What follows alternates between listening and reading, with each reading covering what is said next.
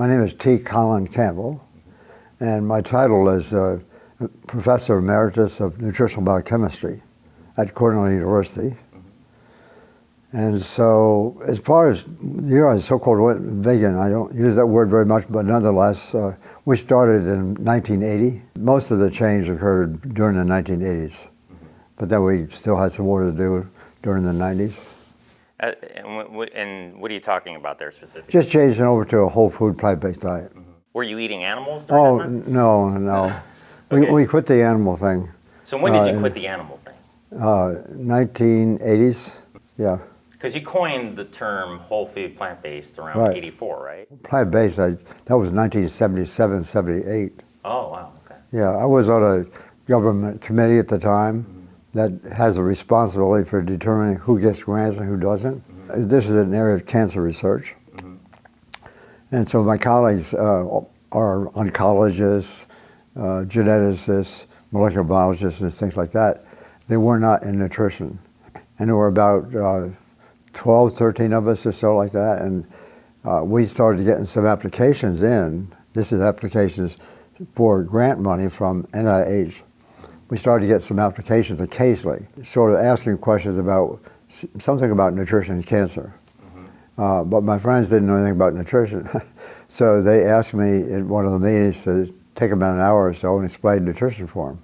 It's kind of silly, but anyhow, I did that. And at that time, I did not want to use the word vegetarian. I didn't know the word vegan, but I did not know the word vegetarian. And I didn't particularly care for that because the science behind it was not that great.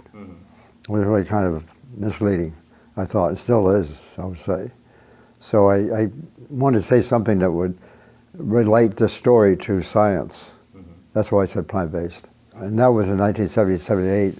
Then in about 1983 or 84 or so, I was a representative of the National Academy of Science on a big legal suit carried out by the National Academy of Science against an industry that wanted to start, and create basically nutrient supplements.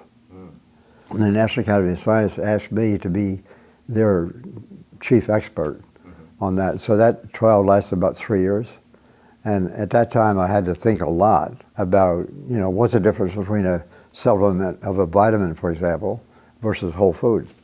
And the reason that came about was because I was on a committee of the National Academy of Science in 1980 to 83, 82 actually. I was on that committee at that time was for assessing the whole question concerning diet, nutrition, and cancer. That report came out in 1982, and that was the most sought after report in the history of the National Academy, actually. Wow. So it made a lot of news. It was featured on the cover of Time, Newsweek, and U.S. News and World Report. So it made a lot of news. And I had given testimony before congressional committees and that sort of thing. So it was kind of a featured idea in those days. And then they chose me to be the expert on that particular trial because there were some some entrepreneurs trying to make money, who wanted to make a business out of this. And they were saying that we had said that this nutrient is good, this one, that kind of thing. So they're kind of teasing out individual nutrients. And they thought that they could put them in a pill and so forth and so on. That was a lawsuit because they were misrepresenting the study that I was involved in, co-author of. They were misrepresenting that because we actually said very explicitly in that report, this does not apply to nutrient supplements. It applies to food. But nonetheless, those kind of folks are anxious to make a business out of it. So they were claiming that we were supporting the idea that nutrients are really important, and one way to get them is to put them in a pill. That's what the lawsuit was about. So the National Academy sued organization that was starting that at the time. So they were asking me for my advice on that. So I really got up to about here, I guess. Sort of looking at questions concerning, is there any room for nutrient supplements? As I looked at that question and, was familiar with the literature and so forth, no, I could make an argument that's not the way to go. At the time, the government had regulations on that matter. It was difficult to even sell them, quite frankly. So between about 1984, 85, something like that, in the early 1990s, they worked hard through the political arena to change the government sort of standards, if you will, So they could make claims. The law and the regulations were changed sufficiently so that they could actually start making claims about nutrient supplements. It's quite a tussle, actually changing government regulations. So a lot of back and forth on that, that's when I started thinking about that and working on the idea, it was clear to me that's not where it is. And that's when I came up with the word whole, because it's the whole food. I had plant-based, and so I stuck that word whole on the top of it. And it's been a little bit awkward, the word whole, because usually people think that's just raw foods, maybe. But it can be that, but it's not really. When I say whole food, I'm talking about just eating all the contents of a whole food more or less at the same time. I can't find a word to better describe it, but that's really what it is. We can cut it up and we can cook it and we can do this and that, which is fine. The China study, that was before all of this, right? The China study started officially in 1983. It was right about the same time. The first senior scientists from China came over in 1980, and of course Nixon had gone there in 72, so no one had really gone to China much during that interim. But he was a well-known scientist in China. His grandfather was sort of like the Thomas Jefferson of China. He's the one that joined another gentleman who overthrew the dynasty in 1911. So he pretty famous Chinese fellow. When he came over with this group, one of the first Chinese groups to come to this country, and he had a degree in pharmacology and nutrition, sort of. I don't know exactly how it was, but he wanted to stay around this country for a little while, so he contacted me in Cornell to see if he could come and visit. So I said, by all means. So he came and we met, and he stayed with me for 8 months, I think it was, doing research in my lab. And then we published that, and then in the meanwhile, I had gone to China myself. I was one of the first to go, and he traveled around China with another four guys. He went back to China, and I learned about, when he was here in this country, that the Chinese government had just released in 1981 a collection of data on how much disease occurred in all the different counties, provinces at least, around China. So it was amazing. It was an atlas. Was that called the China study also? No, that was called the mortality study. Okay. They had done that during the 70s and just before. They came out with an atlas showing, where cancer was common and where it wasn't. This was all color-coded and for maybe 14, 15 different kinds of cancers. I thought as an opportunity to possibly go to China to see if among a human population that the stuff that we were learning in the lab also applied to humans. That was my main interest at the time. There was about 2,500 counties in China, so we made a selection of counties.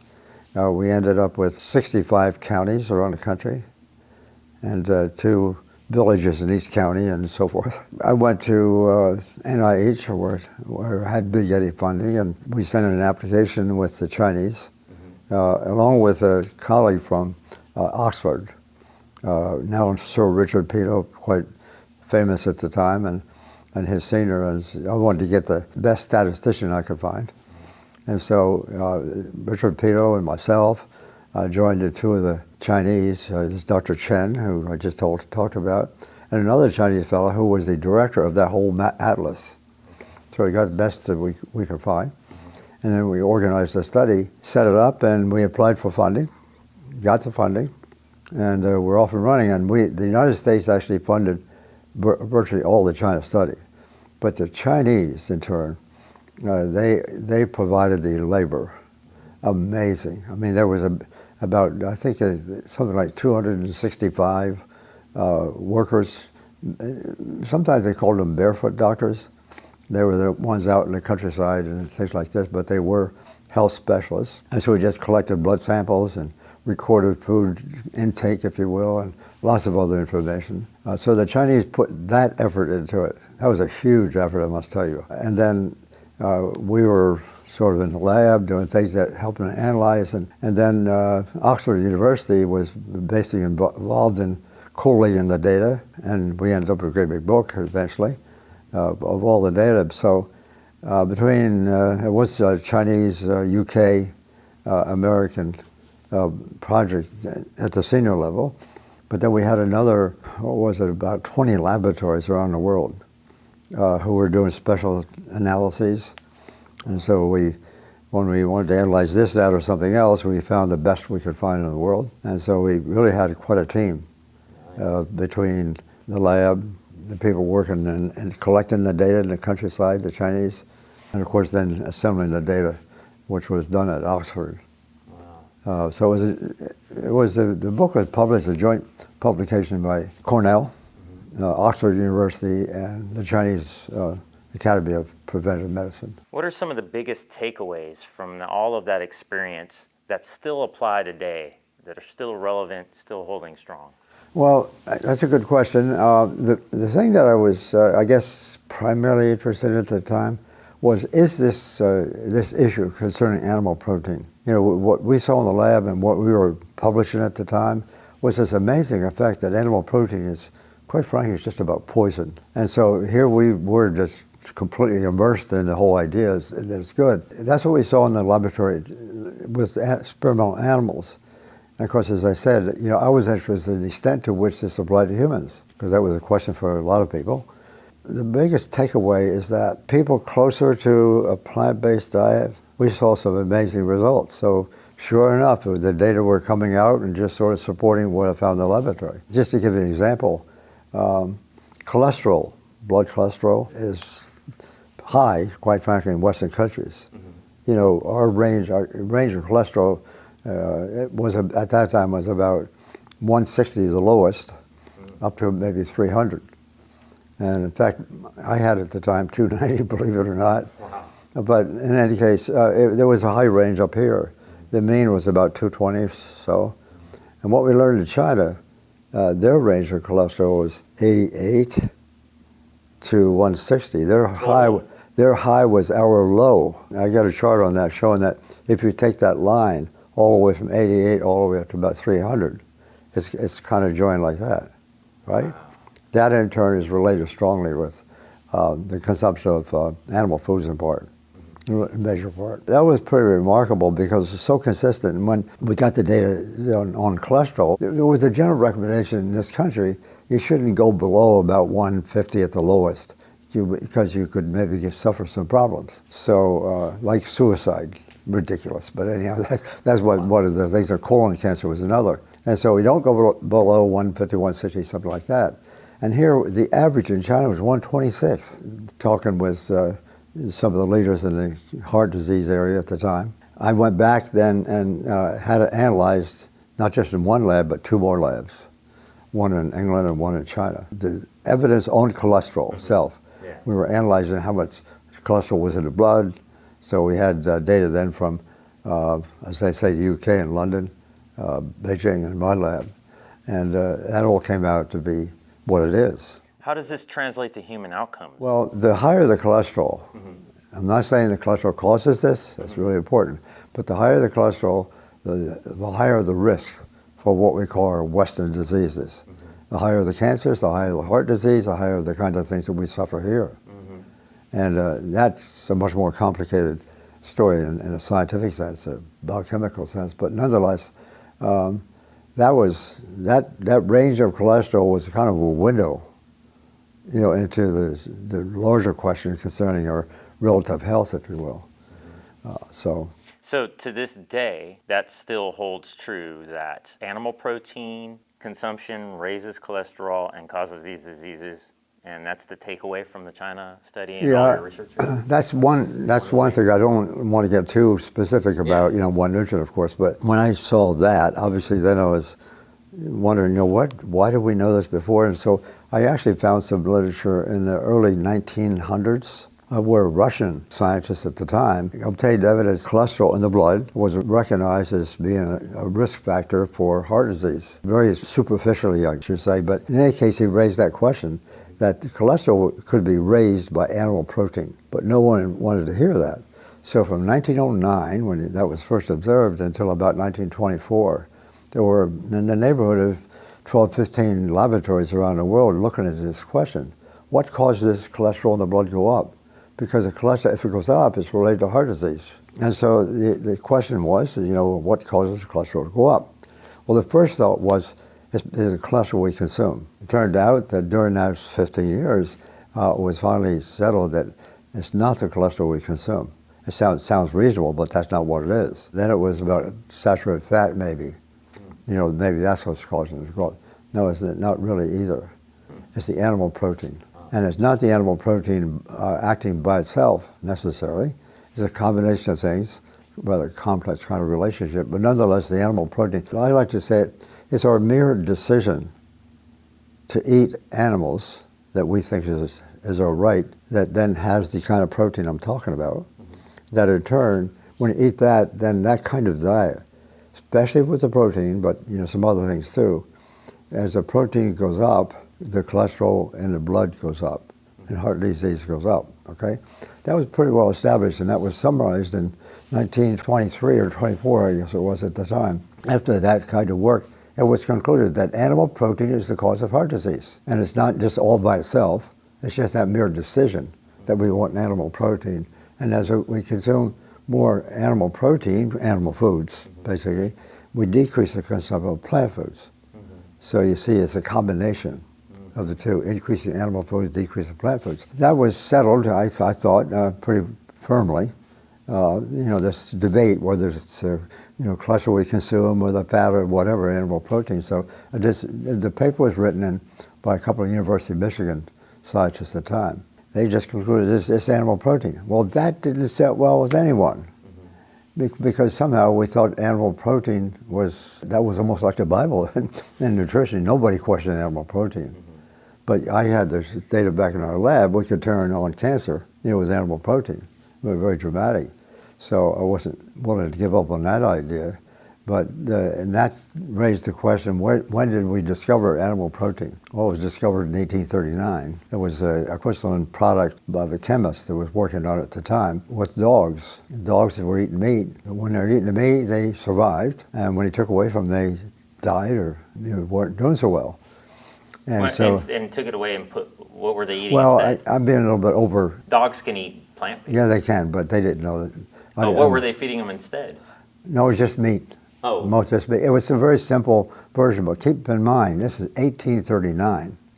Nutrition, that word, really hadn't even been invented at the time. But when they took the meat away, what were they eating instead? I don't know. It was in Dutch, and I just relied on the interpretation of that information by another guy who eventually organized the American Cancer Society, by the way, published a book in 1937. So I wasn't able to go back to the Dutch and get it translated. I just read his account of it. So it sounds like you're saying the animal protein helped the dogs. Yeah.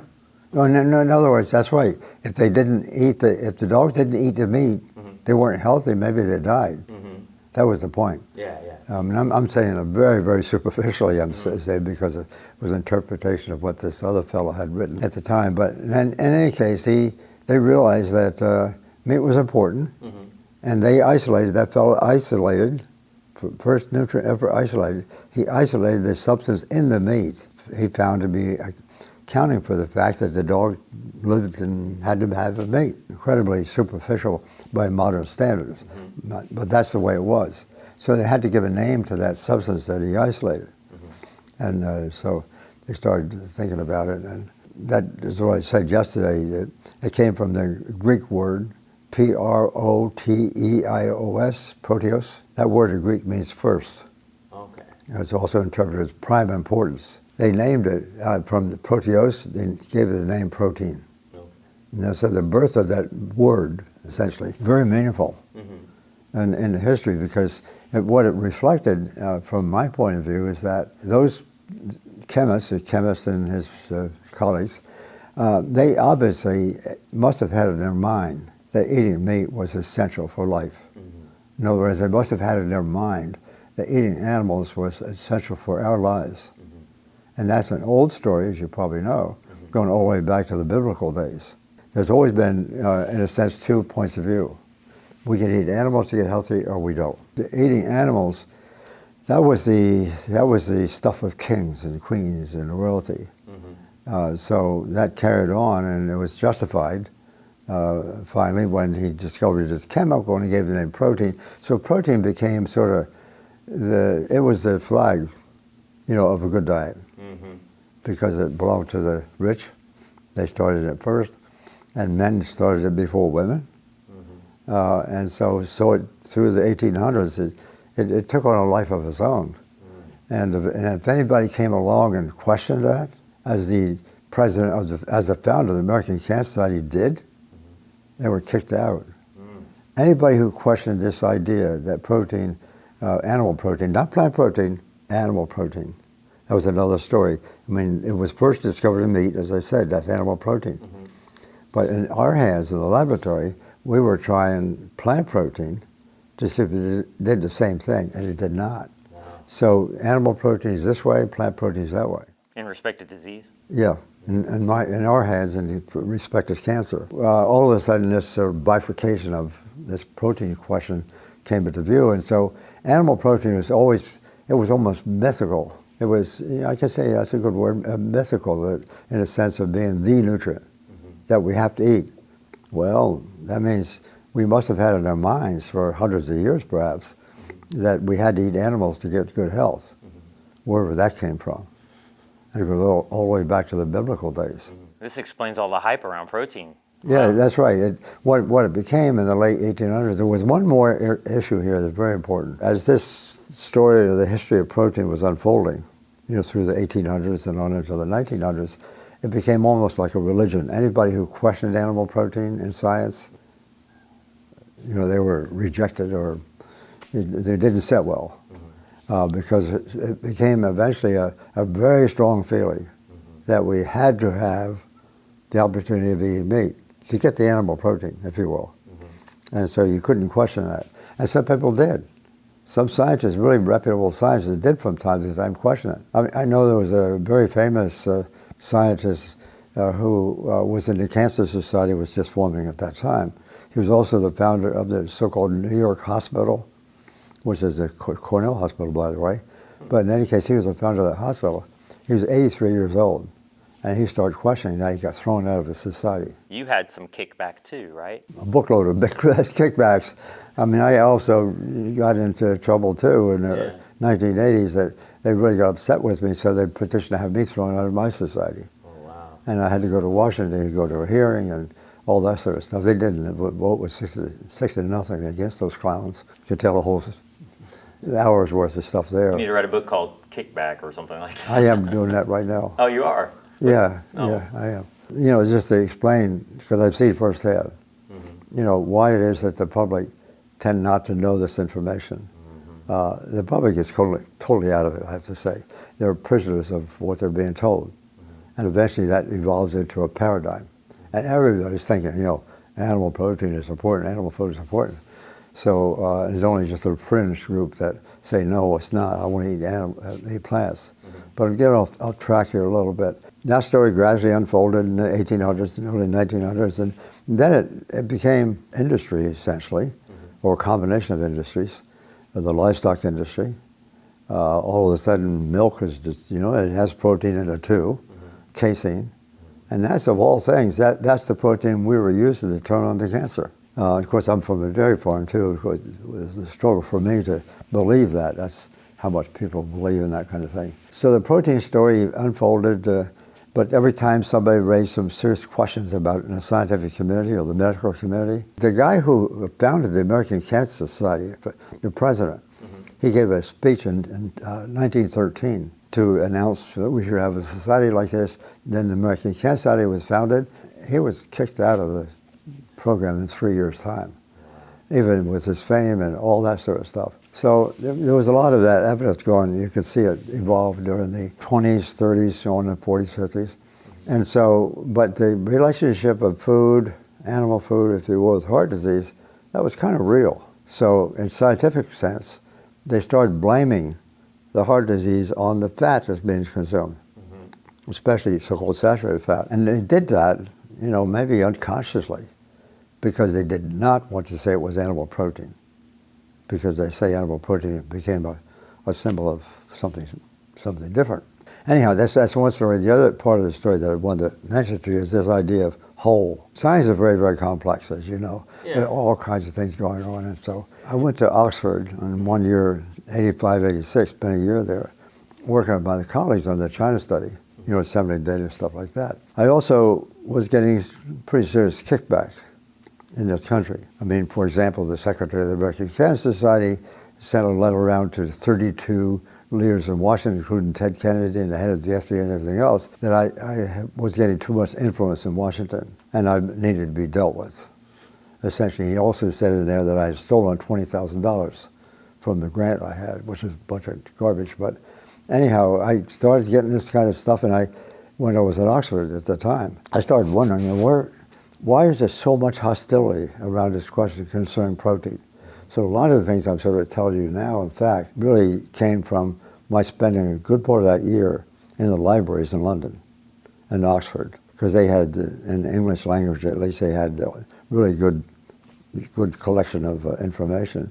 In that discussion, that evolution of this Western medicine idea, there were two thoughts about what causes cancer. One of them was called, it's a local disease. We just cut it out, don't worry about it kind of thing. That was the sentiment or the beliefs of the surgeons. I mean, that's their business. Just cut it out, don't worry about it kind of thing. And particularly they referred to breast cancer in women. Women went through one hell of a time for many years because of the way they were trying to treat breast cancer was just, as I say, cut it out, and that led to mastectomy. And the other thing that had this belt they would put around women who had difficulty with their breasts, it was called the kangaroo belt. And they would put it around and they just tighten it up a little bit more each day until they try to squeeze it away. I mean, it's horrible. What they're doing is they're looking at it just as a local disease. And so they took that idea, the local theory of disease, not only just for cancer, for other diseases too. And someday we'd be able to discover exactly what causes this, that, and everything else. As I say, that was local theory of disease on one hand. On the other hand, there was this discussion about constitutional nature of disease. That was sort of the opposite. The local theory, right? Mm-hmm. You figure out exactly what's going on, you make adjustments. Over here is the constitutional. That's something about the whole body. And so that led to the concept of more than just protein. There was a lot of stuff working. That in turn, that book, when I went to the library one day in Oxford, the book that really turned me on was, I read the book and I felt like I wrote the book myself because that's the way my thinking was going. I almost felt like I got chills, just reading the book. I said, this is my book. And I came home and told Karen that at the time. And I looked at the author to see who the author was.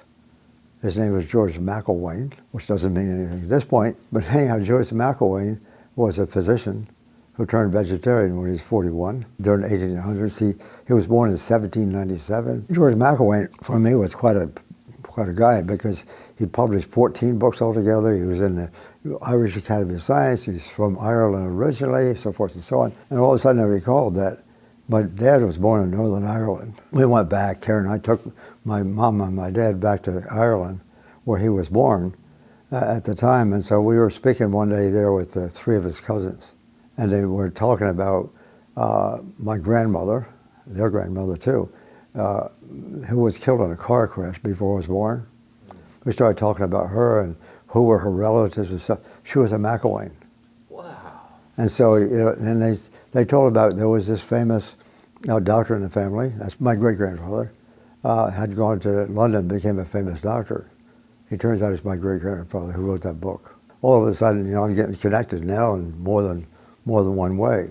And so I've got now 10 of his 12 books, I think, at home, the original books actually. And he went on to write all these books, and he was favoring the idea that health or the disease is constitutional in nature, which eventually I translated to the word whole because of the experience I had, in that testament at the time. Because it's the whole food working. It's not just the protein animal protein is not good. And we showed that very clearly. But it's not the animal protein by itself. What really is important is in our heads. We believe in the right to eat animals to get good health, number one, which is centuries old. That's what was named protein, prime importance. As I'm sure that there's a connection there between that. So we had come to believe in that idea. That led to the livestock industry. If it's whole, the constitutional nature of disease, that didn't go anyplace. So the local theory of disease became sort of the go-to idea in science as far as human health is concerned. Because if we can identify exactly what causes what, which chemical causes this disease and so forth and so on, that became science. That's the best of science. Work hard, try to find out exactly what does what. So we focused on individual nutrients, mistakenly, much of the time. But in any case, nutrients are being discovered in the 1920s. So that's the way it was, that local theory of idea took hold. So we had individual foods that started to be favored because of nutrient contents and all that sort of stuff. A lot of these arguments. Food combining. Yeah, to get this nutrient, that nutrient and stuff, which is nonsense. I mean, that's really crazy. And what comes out when you look at the totality of the evidence, animal food has nothing in it that creates health. Nothing. We don't need animal protein. When they discovered protein plants, they said, oh, that doesn't, there was a drift in the scientific community. They said, that's not the same, it was different. So finally a guy in 1924 came along and showed why animal protein is better. And he just simply was a very simple sort of equation in his research. He determined, with real data, he determined that certain proteins, when they're consumed, a higher proportion could be retained in the body. They were all animal proteins. That gave rise to the concept high quality. So all of a sudden animal proteins became high quality protein, plant protein low quality.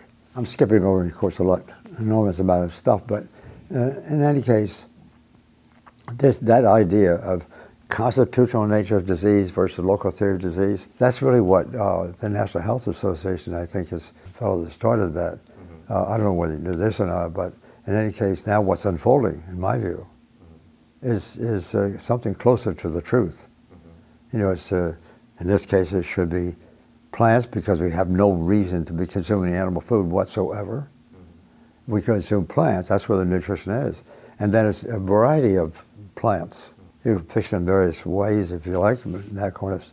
And it turns out, furthermore, that the substances in plants are all doing the right thing when they're working together. Now, in the modern day, we've discovered, thousands of different nutrients in plants, so to speak, and this and that, antioxidants, polyphenols, et cetera, We end up, once again, focusing on one thing at a time, because that makes money. In the history of this, there's a really interesting, it's a history of our minds, almost more than it is a history of our lack of good sense, and not looking at things very carefully.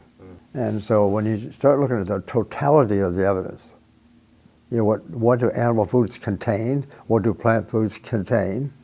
Which nutrient does what? And that all comes about because, especially individual nutrients, that all comes about because we focus on one thing that in turn we can sort of wrap it around with intellectual property protection by a patent. If we get something patented and we see something here which is totally out of context, let's say, literally, and we can, wrap a little intellectual property protection around it, we can sell it. And so it's a product for the entire, a couple of things, a product of our economic system and also a product of our worship of animal protein. Those two ideas are huge. And that's really what led to the Western diet, the American diet, if you will. We came as sort of a place that just really worshipped those two ideas. So we built the livestock industry, that went forward, it grew, and so forth. And the other side, we not only started to talk about individual nutrients, we started to talk about drugs, because it's the same concept. The disease forms, okay, a very complicated disease, obviously in all cases, essentially. Very, very complex disease from a scientific point of view. And diseases are formed because we're eating animal food in large measure. We're also eating parts of plant foods out of context, like sugar, salt, and stuff like that, which are not good either. They're very specific things. Then we're going to treat the disease with drugs. And that's when the drug company came into play, and they had the answer to everything. Don't worry about it, we'll get a drug for it. A little bit sarcastic, but that's really what it is. And so the drug companies became very, very powerful because they were able to convince the average consumer, we know exactly what your disease is. Let's have a look, and we'll tell you what's wrong with you. And then, by the way, we got something we can give to you and block it. I mean, it really is archaic. It's totally out of character. But that's what we're living with now. Treatment of cancer patients, millions treated with chemotherapy with that idea. They'll find a chemical that can kill the cancer cell. That's why it's called cytotoxic. They're killing cells. And so we lived with cytotoxic chemotherapy especially since the days of Nixon in the modern day. And everybody getting treated, we got cancer treated with these drugs. They don't work, not surprisingly. They really don't work. And collectively, I mean, there are a couple of cases where they seem to have extended a life a bit, but basically, in the total picture, they don't work. It's that simple. Nutrition is the opposite of drugs, because nutrition, all these things are working together. That's what we discovered in our research. Every time we looked for the cause, we found one. And when I say cause, I'm talking about the mechanism by which, in this case, animal protein works. And then you get to a point, which I did, you spend a lot of time, 12, 15 years doing all these, we kept looking for a mechanism, and the reason I had that opportunity to do that because I had graduate students. And every time a graduate student would come in and usually working on their PhDs, try to think of another mechanism, let's have a look and see if we can find that mechanism. Because the idea, and that's what science became, if we can find a mechanism, then we can find maybe a chemical. And that was when I was more or less in pharmacology. I was in two professions at the time, pharmacology and nutrition. So I came to a fork in the road. On the one hand, nutrition is doing this, right? And we change that, we're better off. And drugs are all around to solve the problem. No, it's not. Nutrient supplements and drugs are basically the same thing. Wow, a lot of history there. Yeah, the history is really, really informative. Curious about this Warburg effect because it's been a pretty hot topic lately. What are your thoughts on that? I guess it's, again, this reductionist view. That's symptomatic of history. We tend to focus on one thing at a time, especially if somebody discovers, it was discovered in the past. And Otto Warburg, a German chemist, he got 2 Nobel Prizes actually for the work at the time. But his work, interesting, useful, but nonetheless, he was the one working on the thing that led to all those that reactions, Krebs cycle, and that kind of thing. He played a significant role in the evolution of that idea, and it basically really had to do with sugar stimulating cancer growth, because cancer cells are what we say are anaerobic. They don't use oxidized material and oxygen to grow very well, or lacking that, so they turn to metabolism of material that is operating without oxygen, essentially. You put sugar in there, that feeds this system that doesn't need the oxygen necessarily to grow the way it should. And Warburg lived until the 1950s, a very outspoken scientist, to say the least. He was very anxious about people getting to know this fact. But I don't accept it, because what happened is he's, again, focused on one thing at a time. He's focusing on just a given sugar. That translated to the average person, translated to the idea that, it's sugar, just don't eat the sugar and you don't get cancer. It's silly. I mean, it really is silly. It has no basis in fact, really. It doesn't really look at the origin of the cancer. No, it doesn't. It doesn't look at how the mitochondria got damaged to begin with, right? Right, sure. Yeah.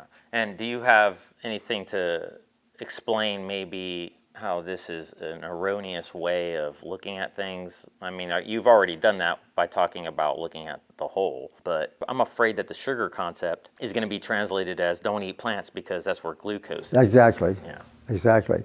There's been several instances of that kind of diversion of thought, I would say, that are brought up from time to time to try to refute the idea that just eating plants is a good idea. I mean, they're always trying to find something, and that's one way to do it.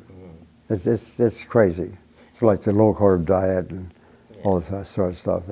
I just think it's ironic because Dr. Seyfried, he says, well, chimpanzees don't get cancer, but they're eating plants. Yeah, that's so. I know of his work. I don't know him personally, but Yeah, it's again, it's a very simplified version of the whole system.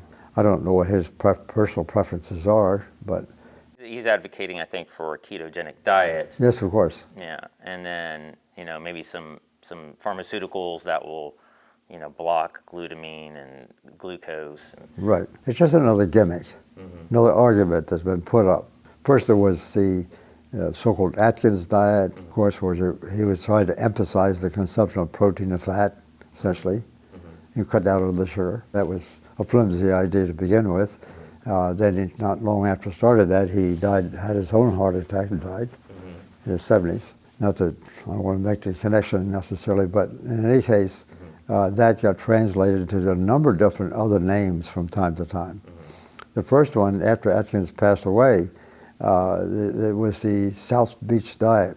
That was the first thing that was touted. Eventually, it led to the paleo diet, it led to low carb diet, it led to all these names that that idea keeps regenerating itself, usually with a new name every 10 years or so. Yeah. And but it's the same kind of mental thought that we have to have the animal protein. Don't take that away from us. It's that simple. And so then I say, don't. It's all the carbs. It's all the carbs. We're doing fine, and I even know people who are vegan from birth. They seem to be doing fine. Do you think it's safe to raise your children vegan from birth? We do, thanks to my wife. we've got 11 grandchildren. The older ones were in their early teens or so, and I was sort of getting onto this thing, so they came on board about that time mostly. But the younger ones, the last, 6, they went into this 100% from day zero. And they're doing fine, right? Yeah. So you think it's safe for people to hear that message that, hey, raising your children vegan is okay? As I say, I don't like the word vegan, to be honest. Don't like that. I know I probably offended a lot of vegans, but I'm sorry. I'm just speaking of the science. Yeah. Because, and here's what the issue concerning vegan and vegetarianism is. It's primarily, when you look at it, it's primarily an ethical question. Yeah. I mean, that's why people originally chose that way of doing things. Was based on good and sufficient ethical reasons. Let's say it. That's fair enough. I'm not questioning that. But can we include humans in the equation of ethics? Yeah. And then if a whole food plant-based diet is best, then that would be best for a vegan. Yeah, I don't say it quite that way. That's the reason why I like to be at conferences like this is to kind of blend the two together. I want what's best for the animals and humans or animals, but also whole foods are less processed, they're less packaged, they're less resource intensive, less invasive in the environment. So they're the most vegan foods to me, whole foods. Yeah. That's Well, let me like tell you the reason why I don't care for a vegan and vegetarian argument. Because it's the way it's presented by people who are not into the science. For example, let me give this is really ironic. Do you know that the key people in the vegan community, for example, refusing? They talk about saturated fat as being the cause of cancer, so they get all upset about saturated fat because it's in animals. They don't understand the history. So the saturated fat, if we don't eat saturated fat, which is mostly in animal foods, okay, it's a sort of step in the right direction. If you look at the data on vegans and vegetarians and meat eaters in terms of their consumption of fat and sugar and so forth, meat eaters, vegans and vegetarians eat the same amount of fat. It's remarkable. But the vegans tend to have better outcomes, though. They also tend to eat the exactly the same amount of sugar. Sugar and fat. That's problematic. The outcomes in terms of disease rates and so forth, yeah, it's down in vegans. No question, because they're going in the right, at least they're cutting out the animal food. But the problem is, as they cut out animal food, they substitute the consumption of all the junk food. Rich in sugar and fat and whatever like that. One of the key people in this field, in the vegan field, I'm going to say it out loud because even on camera here, because I called him again to ask him just to confirm. But his name is Bruce Friedrich. He was the head of PETA.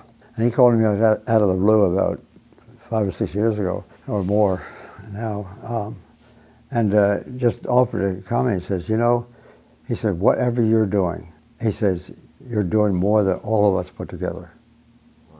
And so he is a total, fairly honest fellow to actually admit that.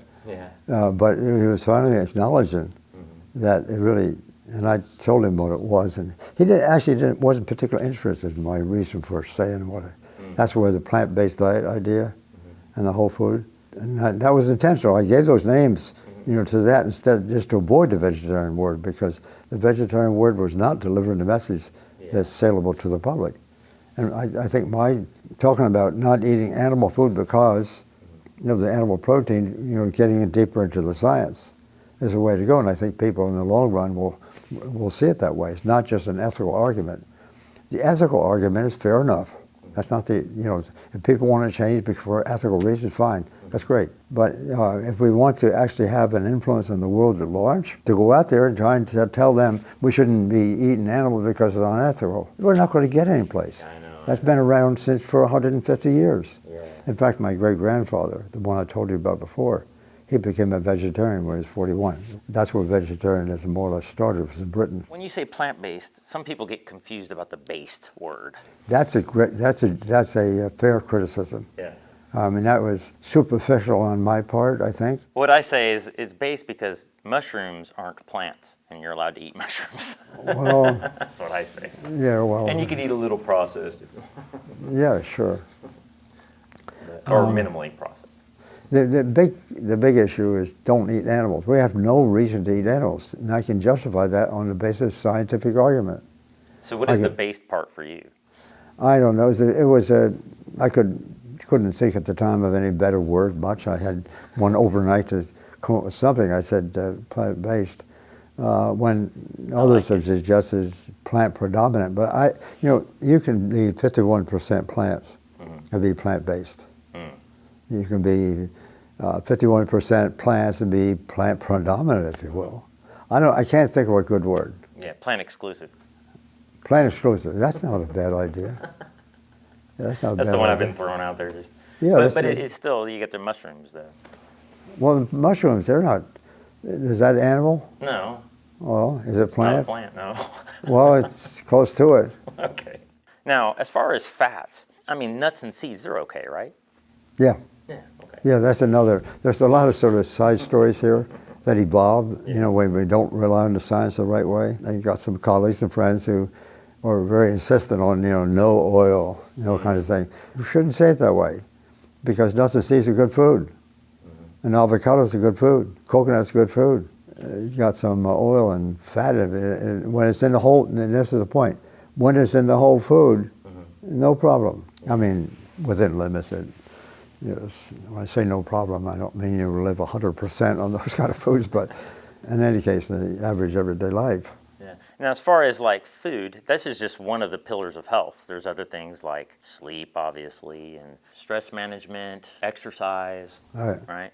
And now, as far as cancer is concerned, some people that are whole food plant-based are actually still getting cancers. Could it be because of these other pillars? Well, I don't know. We have to have better data on that point.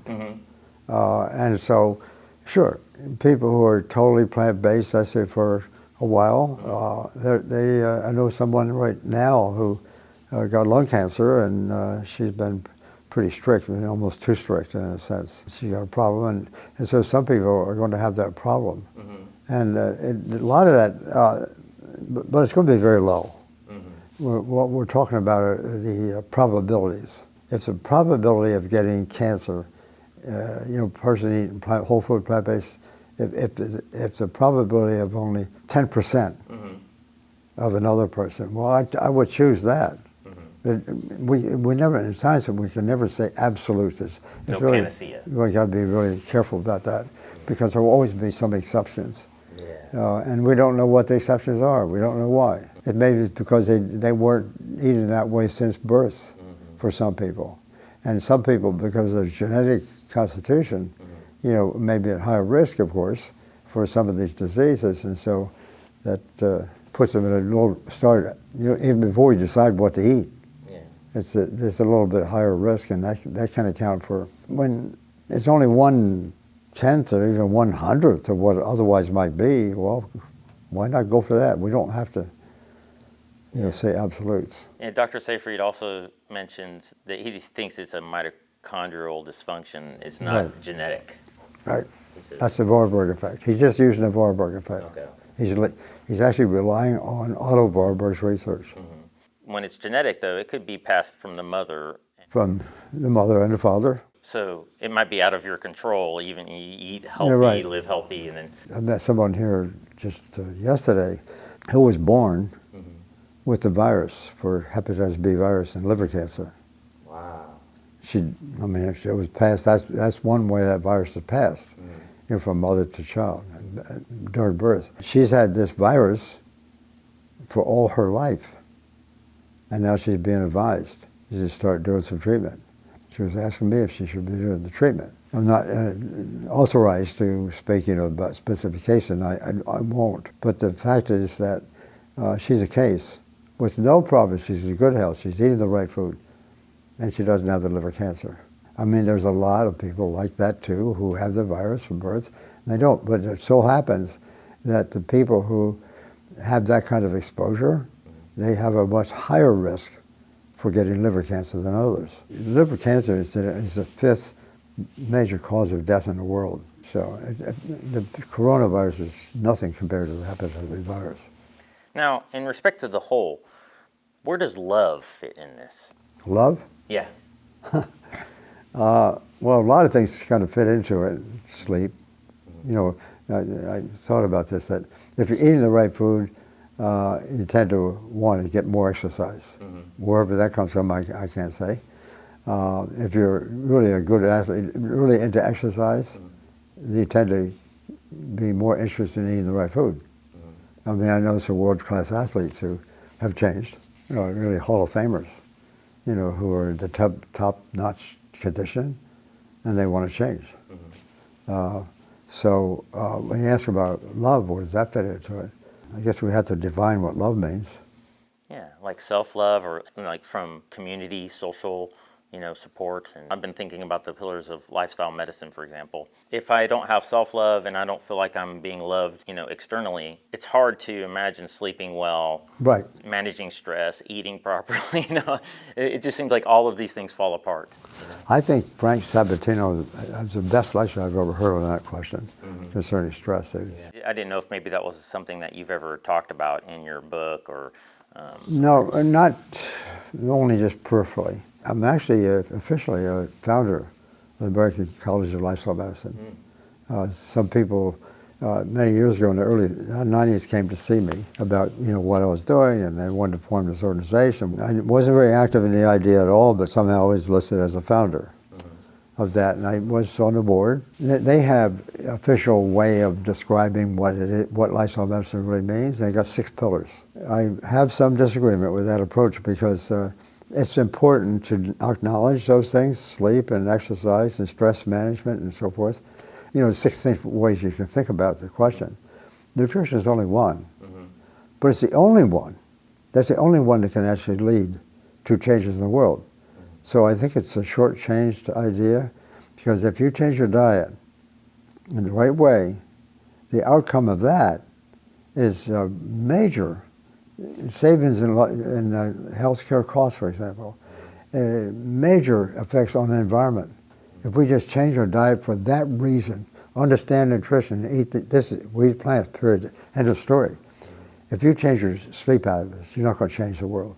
Even if you change your exercise practices, we all know exercise is great, but if we are only changing our way just through exercise, we're not going to change the world. Those things don't change the world. Are we going to manage our stress? No. The problems we have in the world today that need to be changed just as fast as we can is the food we eat. And love.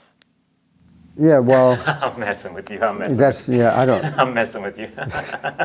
Okay, but when you're eating the right food, you feel better. Yeah. Of course. Probably close to a wrap, because I know you want to go see Alan Goldhammer.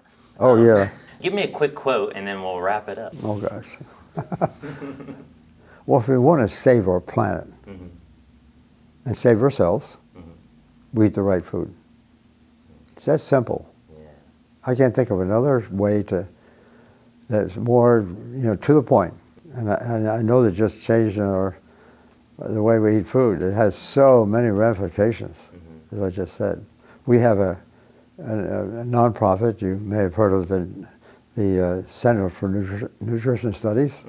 We've got that online, that course, and with Cornell, and it's done really well. My daughter is president of it.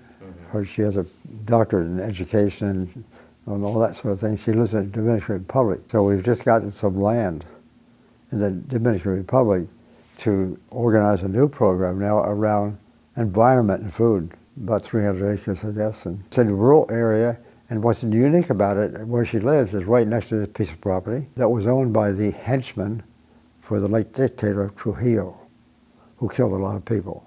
And so anyhow, that was about, I don't know, 800, 900 acres, I guess. So we got about 300, maybe more. What he was doing at that time, he cut down the forest, ruined the surroundings and the cacao and everything else that was occurring at the time. Cutting down forests, and this kind of thing goes all over the world, as you know, in the tropics, to grow cattle. So then they grow cattle on it so they can kill the cattle and then send the meat to New York City. So we've got access to about 300 acres, and we're going to bring down tours of students and others who want to come down and learn about this connection between the environment and food. Excellent. And just they can Will see. you be able to live there, though? Well, can I move there? I want to move there. Well, right now, as we're sitting here talking, she just brought down the first group. In this case, a group of high school students, and they each lived in a local house. Sometimes dirt floors, stuff like that. She's built a bunch of little, what they call them, dome homes. Yeah. And they can each have that. The opportunity is going to be available for students to come down in groups, take the course in this nutrition area, and at the same time learn what effect it has on that land. Kind of exciting. Nice. And you got another book you're working on. Anything else that you got coming up in the future here?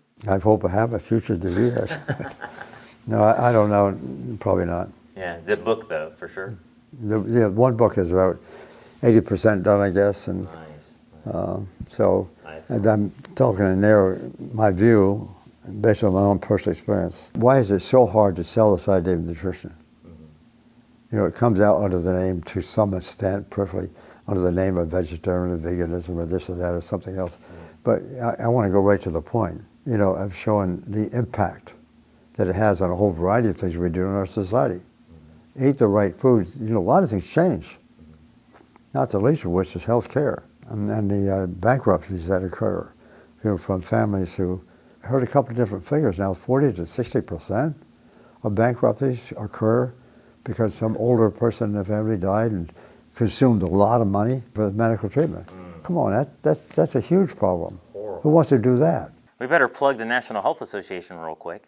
Yeah, right. Well, that's why. That's why we're here. I'm really impressed with what NHA has been doing over the years, because it is on the right track. It's in a good way. Well, thanks so much for your time, and let's go check out Alan Goldhammer. Okay.